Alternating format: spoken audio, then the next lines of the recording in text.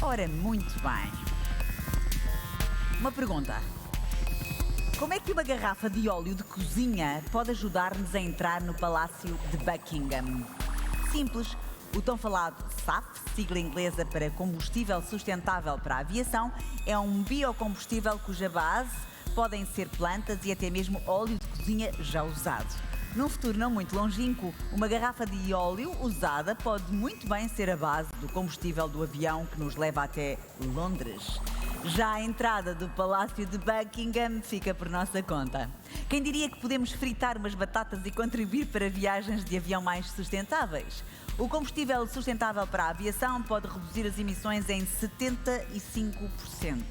Uma parceria entre a TAP, a Galp e a ANA para a utilização do SAF resultou já num voo realizado com combustíveis verdes. A inovação é incrível. Já conseguimos ir de Lisboa a Ponta Delgada com uma mistura de combustível fóssil e óleo de pataniscas. Brincadeiras à parte, pensando que em Portugal nós adoramos um bom bolinho de bacalhau, um crocante de peixinho da horta, adoro peixinhos da horta, um suculento rissol, eu diria que ainda bem que queremos produzir este combustível a partir de óleo alimentar. É que nós temos imenso.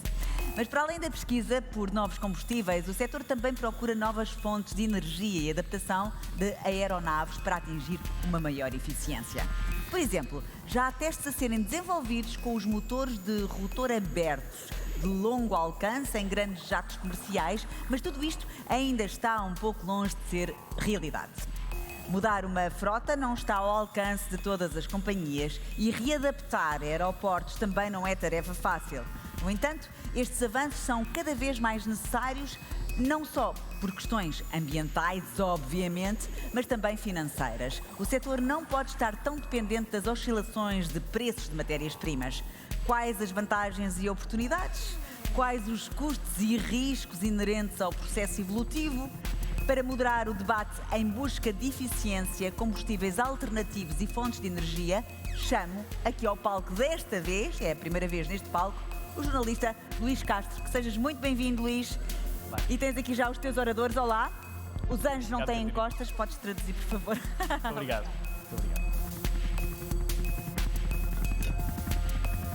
Boa tarde a todos. Antes de mais, julgo que não vou dizer nenhuma novidade se disser que há um sentimento de urgência. Não é propriamente um sentimento de urgência apenas e só pela sustentabilidade, pela preservação do planeta. Sabemos que é uma realidade que ultimamente está cada vez mais presente nos média, na nossa vida, mas acima de tudo pela urgência, pela falta de segurança, ou pela insegurança, se quisermos, nas redes de abastecimento e distribuição. Sabemos a realidade que estamos a viver, que estamos a passar. Claro que esse sentimento de urgência é pela sustentabilidade, é pela insegurança na distribuição e claramente que há também oportunidades de negócio. Mais ainda, e não falando para já, porque quem sabe são os nossos oradores, metade ou mais de metade da tecnologia necessária para a descarbonização ainda não foi sequer inventada. Estes e outros temas para os convidados deste painel, nós vamos ter que ser muito rigorosos. Temos 35 minutos, eu vou fazendo a gestão. Se ultrapassarmos, eu vou fazer os olhinhos. Não me levem a mal apenas e só para fazer a gestão. Começo por apresentar aqui à minha esquerda e de forma sequencial, Manuel Rocha, ou se quisermos, Manuel Costeira da Rocha, é diretor da Smart Energy. Teresa Abcacis, CEO da Galp. O Nuno Coelho, que é o Presidente do Conselho de Administração da Hycan, antiga Solvay, Portugal, e o Rui Costa Neto, ou Rui Neto, como é mais conhecido, da Universidade Técnica de Lisboa. Desde já, mais uma vez, obrigado pela vossa simpatia em se juntarem a nós. Não se sintam obrigados a responder apenas e só àquilo que eu vou perguntar, até porque este painel já começou antes. Já estávamos a discutir estas temáticas, agora vão ter que repetir tudo outra vez. Por isso podem divergir apenas assim só, a questão é aberta para seguirem por onde entenderem que aquilo é mais importante discutir. Vou começar pelo Manuel Rocha. Manuel Rocha, hidrogénio. Estávamos ali a falar do hidrogénio. É uma novidade, é o futuro, faz parte do futuro. Será esse o futuro que nos vai ajudar a cumprir as metas traçadas para este futuro próximo? Boa tarde. Antes de mais, obrigado pela oportunidade de estar aqui convosco. E a resposta é sim, o hidrogênio é claramente o caminho que teremos que percorrer de forma mais intensa e de forma mais efetiva no futuro próximo.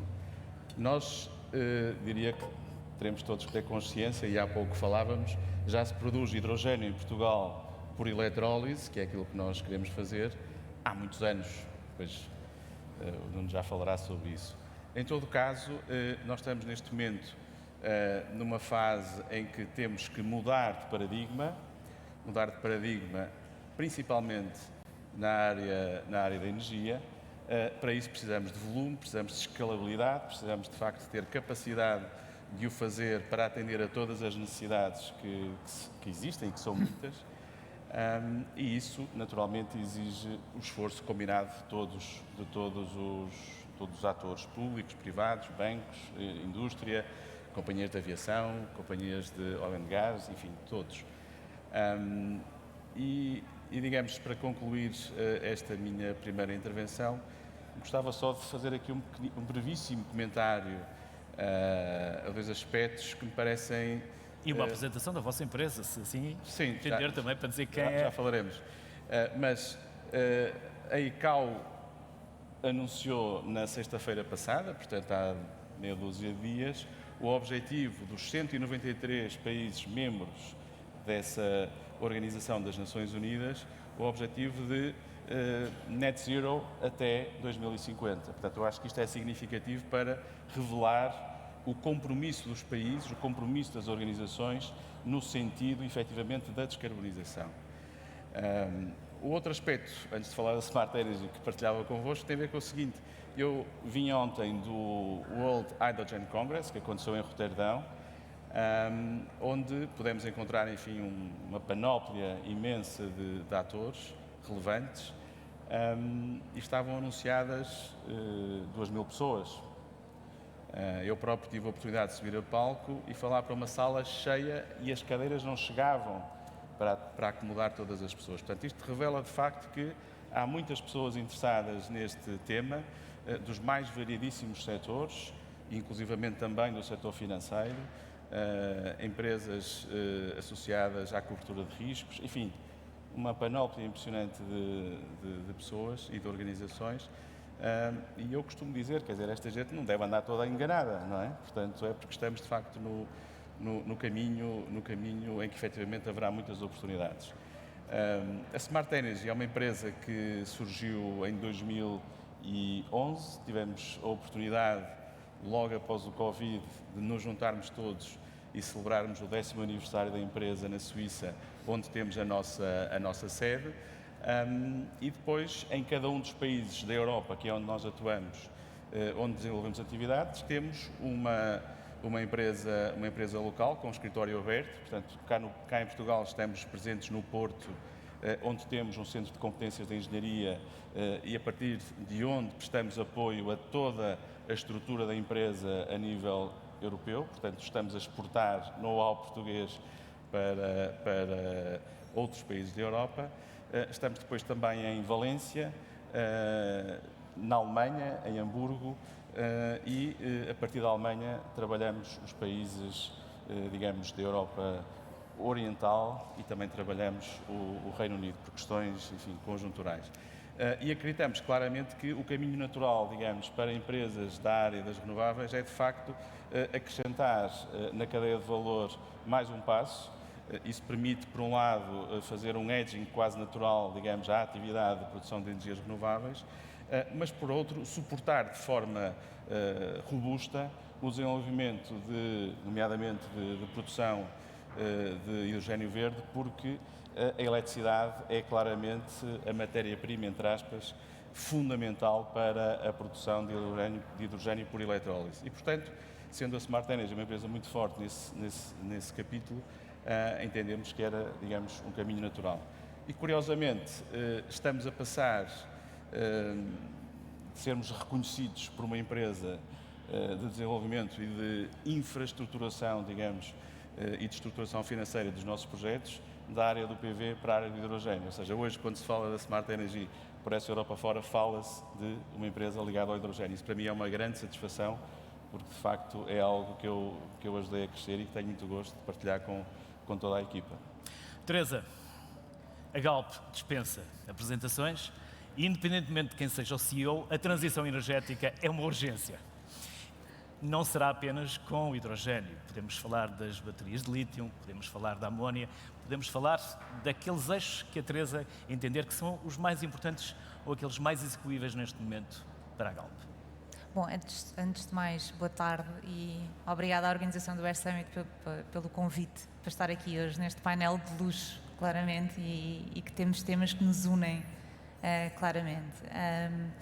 A Galp tem este desígnio comunicado de ser net zero em 2050, vindo de onde vem.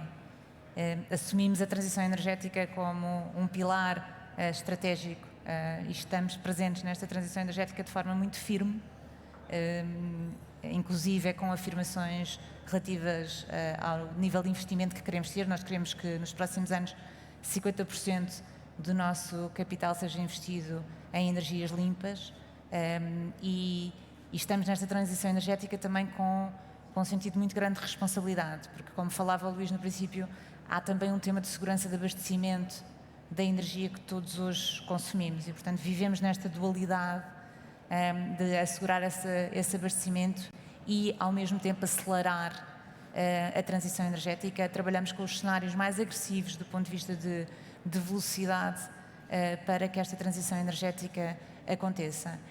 E, no nosso caso, isto passa por trabalhar de muitas frentes. Aqui, hoje, une-nos o tema da aviação. A aviação é uma área para a qual nós olhamos desde sempre. Nós, a Galp, é curioso porque ainda hoje a equipa me dizia: as pessoas não associam a Galp à aviação, nem percebem qual é que é a ligação. Bom, para mim é evidente que a Galp está presente na aviação há muitos, muitos anos e precisa de continuar a estar, mas de uma forma diferente. A aviação... Nessa etapa desde os anos 70, que se sim, não estou em erro. há muitas décadas. A aviação é um setor que não é fácil de descarbonizar. Se nós olharmos para as emissões de CO2 que o setor da aviação tem, está hoje cerca de 25% acima do que estava em 1990, que é uma tendência contrária ao que acontece nos outros setores. Nós vemos o setor da eletricidade a reduzir emissões, vemos o setor da indústria a reduzir emissões, vemos o setor até dos outros transportes a reduzir emissões, mas a aviação a aumentar.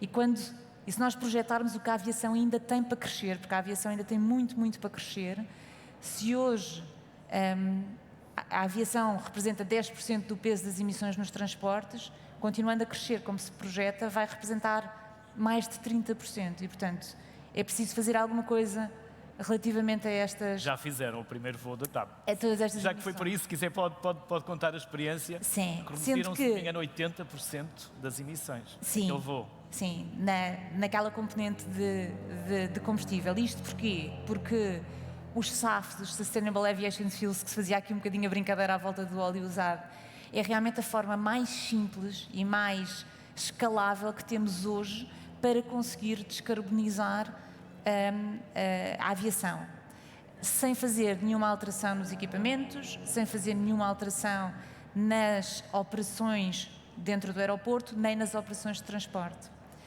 Existe certamente, e nós na Galp também trabalhamos o hidrogênio com muita profundidade e somos crentes de que o hidrogênio fará parte da solução, mas cientes também de que o hidrogênio implica muitas outras coisas. Implica alterar as operações, alterar os próprios equipamentos e alterar os aeroportos. E, portanto, sendo uma solução de longo prazo, temos que investir nela hoje, porque ela hoje ainda não está nas condições que precisa de estar para que venha a ser solução, mas é aquela solução que vai permitir uma descarbonização total.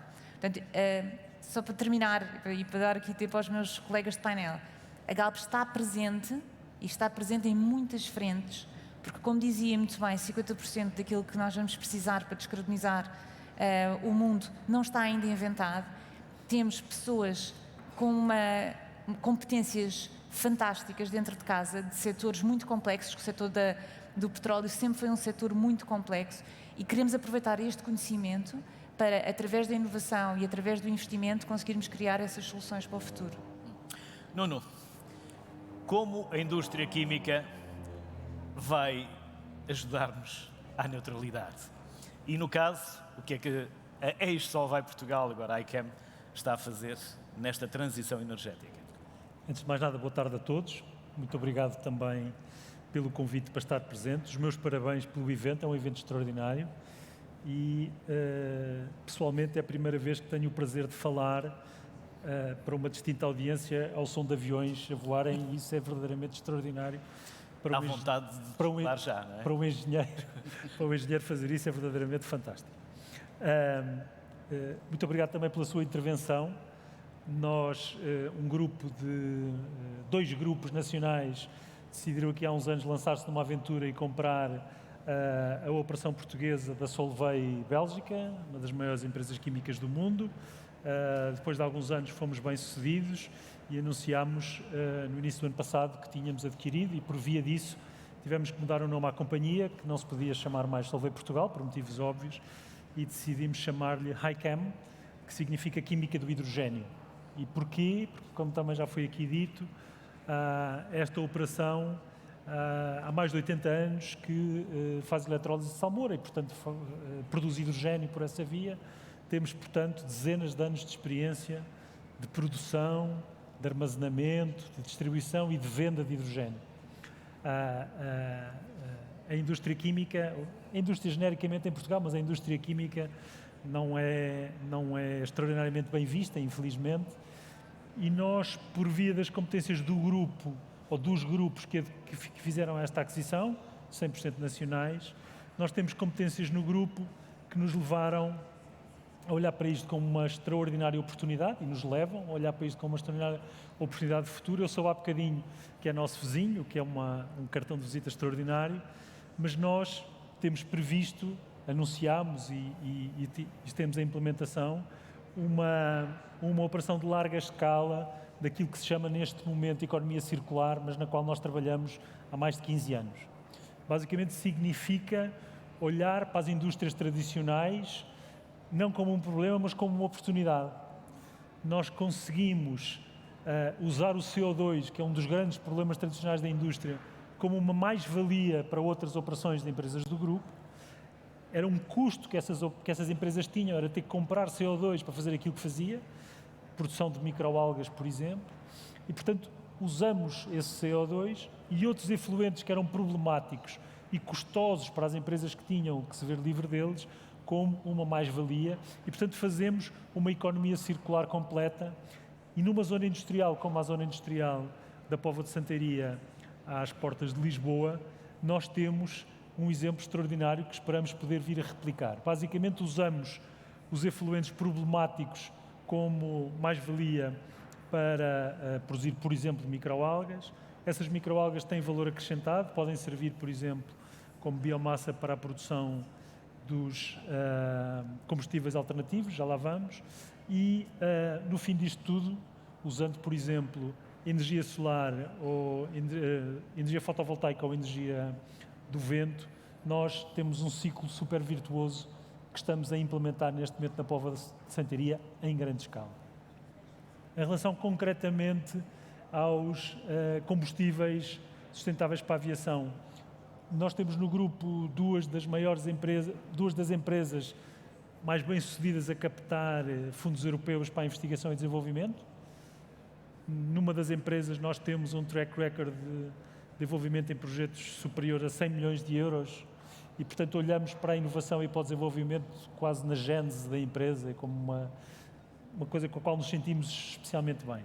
Um dos projetos que eu queria referir aqui, que se chama Move to Low Sea, temos aqui uma das empresas nossas parceiras nesse projeto, é um projeto que tem 4 subprojetos, mas em 2 deles pretendemos encontrar formas alternativas de produzir combustíveis sustentáveis para a aviação e nos outros 2 gases renováveis para o transporte.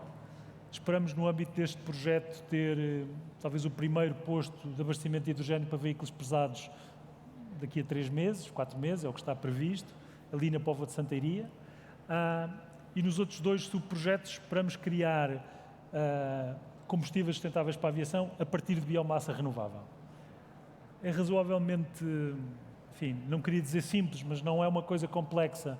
Já existe a tecnologia para produzir combustíveis sustentáveis para a aviação, por exemplo, a partir de óleo alimentar, não é uma coisa complicada.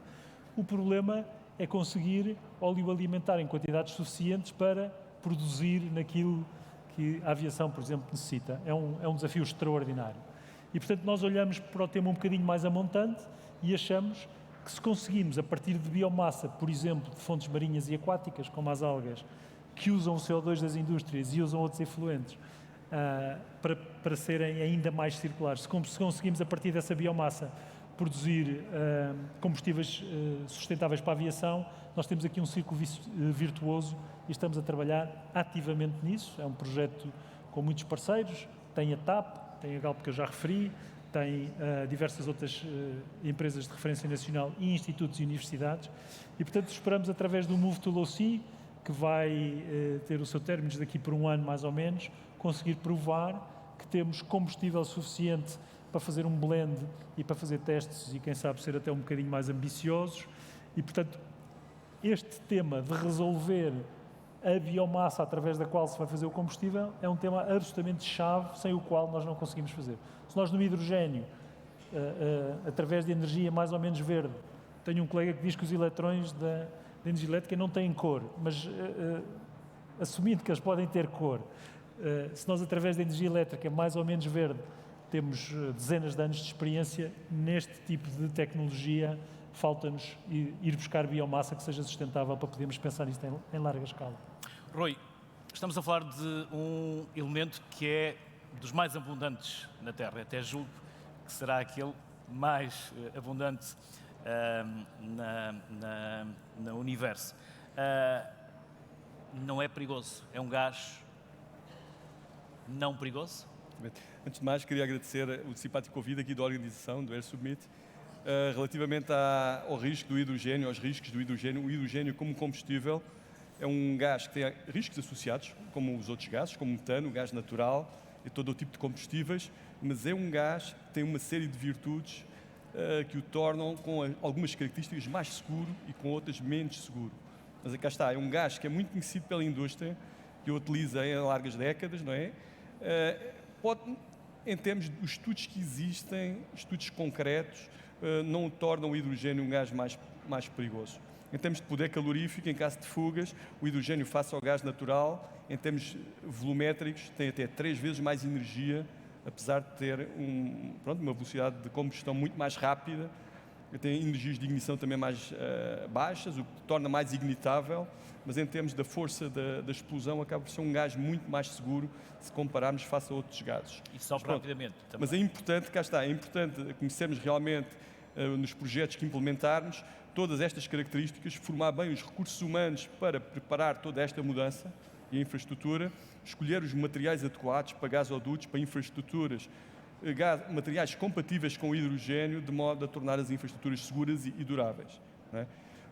E o hidrogênio é realmente uma matéria-prima já produzida em muito larga escala em Portugal, não é? Para a indústria petroquímica, agroquímica, para fazer amoníaco, para fazer nitrato de amónio, e é uma matéria-prima que nós podemos fazer transformando água nos seus 2 elementos. Pegamos no hidrogênio, combinamos com CO2, que é um resíduo, de preferência CO2 de origem biológica, podemos fazer combustíveis sintéticos e esses combustíveis sintéticos podem nos permitir, numa fase de transição, descarbonizar os motores de combustão interna que ainda temos. Não é? E numa fase posterior, podemos eventualmente pegar nos elétrons verdes, não é? Os verdes e cinzentos depende da origem do processo, da tipologia do processo, e podemos transformar fotões realmente num combustível que nos poderá permitir descarbonizar a aviação. Numa primeira fase, via sintéticos, e numa fase posterior, via mesmo gás, hidrogênio liquefeito, ou em turbinas, em combustão em turbinas, ou mesmo em pilhas de combustível, como já existem aviões a circular com pilhas de combustível de hidrogênio e conseguir eletrificar a aviação. Por outro lado, o desafio reside também em preparar todas as infraestruturas em terra, os aeroportos, fazer isto tudo de uma forma faseada e progressiva. Não vamos conseguir mudar numa década, vamos ter que fazer isto em 2 ou 3 décadas. Então vamos necessitar realmente primeiro temos que ter a produção renovável que necessitamos. Depois temos que ir implementando gradualmente a eletrólise para produzir realmente os combustíveis que necessitamos para descarbonizar todos estes meios de transporte, quer a aviação, quer os veículos pesados, os veículos utilitários. Então temos aqui uma série de desafios pela frente. Realmente esta crise energética acaba por trazer aqui uma série de oportunidades, acaba por nos mostrar aquilo que já sabíamos. Agora vamos ter que fazer isto de uma forma mais rápida, de modo a nos tornarmos mais autónomos e conseguir produzir mais a nossa energia que consumimos. E o hidrogênio e a via eletrólise, via de origem solar ou de origem eólica ou mesmo hídrica, ou através da biomassa, são realmente aqui grandes oportunidades que nos vão permitir fazer aqui uma revolução, uma quarta revolução industrial. Então eu vejo isto com bastante otimismo, quer até mesmo para a quantidade de engenheiros que vamos necessitar para fazer esta revolução. Vai ser um grande desafio também, ter a capacidade de formar quadros para permitir fazer esta transição. Então temos aqui uma série de desafios pela frente que vamos ver se conseguimos fazer em tão pouco tempo, que é o horizonte que dispomos. Manuel Rocha, o hidrogênio é a solução, já está a ser, de qualquer das formas, mas para a mobilidade pesada, até porque se olharmos para os números da Estratégia Nacional para o hidrogênio, os números são ambiciosos. 0,5% até 2025 e 5% até 2030. É fazível? Bom, vamos começar pelo princípio. Obviamente que o primeiro esforço que nós temos que fazer é tornarmos-nos mais eficientes. E tornarmos mais eficientes, primeiro, utilizando tecnologias e dispositivos mais eficientes, obviamente. Em todo caso, eu julgo que nós temos que nos tornar mais eficientes, não só na componente tecnológica, mas principalmente na componente económica da coisa. Ou seja, nós temos que ser capazes de produzir mais riqueza com menos energia. Eu acho que isso é, de facto, o driver que deve estar na base, digamos, da nossa estratégia. Sei que é complexo, sei que é difícil, tem, se calhar, desafios muito, muito grandes, mas provavelmente valerá a pena consumir algum esforço neste sentido. Relativamente à questão que o Luís coloca sobre a mobilidade pesada, efetivamente há um consenso que efetivamente na mobilidade pesada o hidrogênio terá uma componente importante, terá um papel importante a desempenhar. E, de facto, há pouco o Rui falava dos desafios e da ambição que nós temos, e eu acrescentaria da urgência, de facto, em fazê-lo de forma muito rápida. Agora, temos de ter um bocado de noção da realidade em que nos movemos para depois sermos capazes de concretizar. O objetivo que, em sede de REPowerEU, foi definido tem a ver com... definiu a produção de 10 megatoneladas de hidrogênio na Europa em 2030 e a importação de mais 10 megatoneladas nessa mesma data. Nós, para produzirmos 10 megatoneladas de hidrogênio, precisamos cerca de 100 gigawatts de eletrolisadores. Portanto, a capacidade industrial instalada na Europa para produzir eletrolisadores é de 1,7 gigawatt por ano. Toda a capacidade. Portanto, há o objetivo de duplicarmos, ou aliás, de decuplicarmos esta capacidade e, portanto, chegarmos a 17,5. Agora, é preciso termos consciência que é preciso alimentar com energia renovável toda esta capacidade instalada de eletrolisadores. E em contas muito simples, se nós tivermos 100 gigawatts de eletrolisador, precisamos de, números redondos para ser fácil, 200 gigawatts de potência renovável instalada.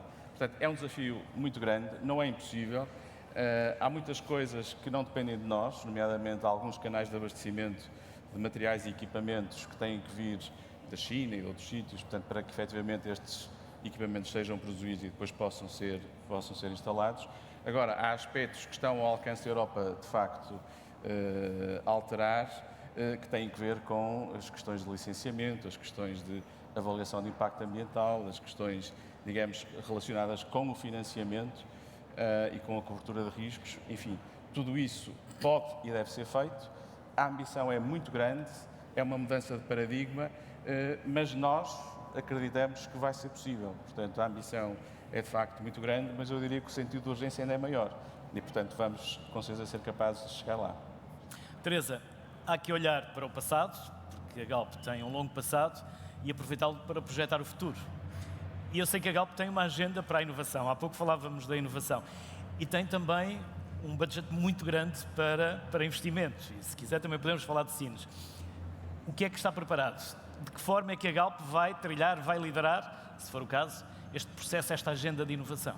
Eu diria que o projeto emblemático que a Galp tem, que é transformar Sines num parque verde. Portanto, nós chamamos o Green Energy Park e nós não vamos continuar a usar aquela refinaria da mesma forma, não é? Aquela refinaria vai se transformar no local de produção de todas estas coisas que nós estamos aqui a dizer. Começando pelas mais simples e óbvias, como seja o HVO, os chafes, que têm uma tecnologia já estabelecida, e evoluindo depois e fazendo substituição da produção de hidrogênio que hoje é feita a partir de gás natural, passando a ser feita de uma forma verde, o eletrão verde e a água, e portanto isso são coisas muito evidentes no pipeline, mas depois evoluindo também com a ambição de chegar a combustíveis sintéticos e a fases seguintes que o hidrogênio pode potenciar. E portanto aquilo que é algo que em Portugal foi conhecido como uma refinaria de petróleo, passar realmente a ser um ponto de produção de energia, produção de combustíveis, totalmente verde. Esse investimento tecnológico, quer dizer-nos qual é o valor? 2,5 bilhões de euros, é disto que nós estamos a falar. Estamos a falar de uma necessidade de investimento muito grande, que traz riqueza ao país, que traz emprego, que traz desenvolvimento de novas competências, que traz a possibilidade, como já ouvimos aqui a palavra da segunda revolução industrial, de Portugal se posicionar como pioneiro nesta nova revolução, que é uma revolução em torno da energia e onde nós temos recursos, seja de pessoas, seja naturais, que nos permitem poder ser muito ambiciosos no que podemos fazer. A Galp quer fazer parte desta história. Não. Há pouco já falou aqui de alguns projetos que têm, nomeadamente o MovTool ou SI. Que outros projetos? E já agora, se me permitir, porque é sempre uma curiosidade, como funciona o processo das microalgas? Nós não sabemos, ou de uma forma geral, o público em geral, não sabe que temos às portas de Lisboa a maior produção de microalgas da Europa. É verdade. Oxigênio e dióxido de carbono. Já falou há pouco da utilidade do dióxido de carbono. O que é que estas microalgas têm de tão especial e dos projetos que têm em andamento? Rapidamente, em 50 minutos, explicar-lhe isso. Em 50 segundos. É um tema que me apaixona e tenho muita dificuldade em ser muito sintético sobre isso. São dos primeiros seres que habitaram o planeta há 2.500 milhões de anos. São máquinas fantásticas. E passaram este tempo todo a melhorar a sua capacidade de fazer a fotossíntese, que é uma coisa que todos nós aprendemos no ensino secundário.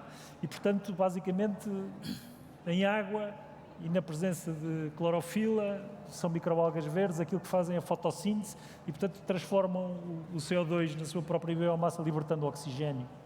O que acontece é que são super eficientes.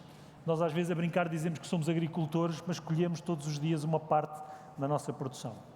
E como ainda por cima podemos fazer isso a partir de água salgada, há uma série de problemas típicos que não temos. Não precisamos de terra arável para o fazer, não gastamos água doce para o fazer, etc. Portanto, é um ciclo virtuoso muito interessante. Eu há bocadinho não disse, mas a Solvay, nas suas newsletters internas, anunciou, salvo erro, em 2017, que ia ter o primeiro site no mundo CO2 neutro, o tal tema da economia circular. E, portanto, elas são muito virtuosas e têm imenso interesse como parte deste puzzle. Mas, se me permite só voltar um bocadinho atrás, eu há bocadinho disse que a indústria, enfim, não era especialmente bem vista em Portugal. Duas notas muito relevantes. Nós, há muito tempo que temos uma infraestrutura para abastecer de hidrogênio outras indústrias nossas vizinhas, porque nós éramos e somos produtores de hidrogênio, já fomos muito mais relevantes nessa produção, mas basicamente o mesmo, mas tínhamos hidrogênio que podíamos libertar e outras indústrias na zona usavam, e portanto este tema da descarbonização é um tema que nós temos na prática, com infraestrutura instalada, temos pipes para onde pode passar hidrogênio. Segunda nota, muito rapidamente, nós temos na fábrica uma caldeira que funciona a gás natural, que funciona a hidrogênio ou funciona a qualquer mistura dos dois. E, portanto, quando agora se vem dizer que é muito importante fazer alterações, a tecnologia existe, está usada, a indústria usa há muito tempo, mas nunca se olha para a indústria com esta perspectiva de mostre lá as novidades que tem e o que é que você faz há muito tempo, e isso era importante para nós que se viesse a fazer. Esta conjugação da indústria tradicional com a biotecnologia, nomeadamente a biotecnologia marinha, para nós é super virtuosa, como eu já disse, e tem muito interesse para o país. Temos a maior unidade da Europa, em Portugal. Rui, academia, investigação, é um elemento fundamental neste processo de transição energética urgente. Exato. Que projetos é que vocês têm neste momento em curso? Nós, em termos de academia, nós somos os formadores dos engenheiros que vão depois ocupar os lugares e desenvolver estes projetos, não é? Então temos aqui uma procura já muito grande por parte dos nossos alunos para fazer teses de mestrado nestas temáticas. Não é? Eu tenho tido uma grande procura, porque todos os tópicos que têm hidrogênio no título acabam por ser tópicos muito escolhidos porque geram emprego. Então este tipo de oportunidades vai-nos gerar aqui eu também acredito que a economia do hidrogênio vai criar uma atratividade para algumas indústrias que estão situadas em países nórdicos, se movam para junto de onde existem os recursos solares. Não é? Nós somos diferenciados, porque temos recursos solares abundantes, então eu acredito que vai haver também aqui uma grande oportunidade de a Europa quer se reindustrializar, então nós realmente estamos muito bem posicionados, temos muitas horas solares, de atrair para aqui a indústria que consome hidrogênio, que consome para fazer metanol, para fazer matérias-primas de polímeros, então há aqui uma oportunidade adicional enorme. Por outro lado, quando falamos em hidrogênio, esquecemos de outro componente muito importante do hidrogênio, não é? É o oxigênio. Eletrólise é também, ou poderá vir a ser também, eficiência na indústria da combustão. E como é que pode ser eficiência?